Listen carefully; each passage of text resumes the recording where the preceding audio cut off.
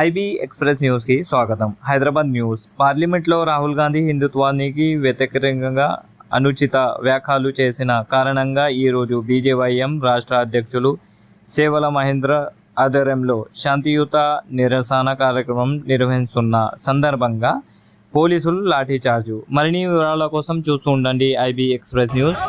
Like చేయండి, share చేయండి, subscribe చేయడం మర్చిపోకండి.